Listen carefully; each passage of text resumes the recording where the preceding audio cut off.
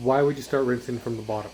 If you use a pre-spray like I did in this video, you are less likely to get streaks or missed spots as you are still spraying more product above the missed spot. This gives you a better chance with having a longer dwell time by the last of your product being sprayed at the top. Now with a longer dwell time, when you start rinsing from bottom to top, you are giving the product the same amount of dwell time when rinsing the same way. If you started pre-spraying at the top, by the time you get to the bottom, the top is already halfway down before you started rinsing. When you start rinsing from the top, all the product that you used is getting diluted and becoming less effective. Rinsing bottom to top is more common for pressure washing businesses and when using a touchless wash method.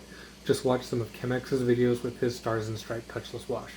The pre-treating product is loosening the bond from the dirt and debris on the paint, and the pressure washer is removing it from the surface. If you started rinsing from the top, you will inevitably miss spots and leave streaks as you are pushing the foam and debris into that direction that you are working into, making it difficult to see. When you start at the bottom, you have a definitive line that you've cleaned up to and are less likely to miss spots. Using this method can remove about 90% of what's on the paint prior to touching it, which makes for a safer contact wash. Now I hope this helps you understand why in this video I rinse from the bottom, and I sometimes will. I'm definitely not an expert, so if I've missed something, please leave me a comment and let me know.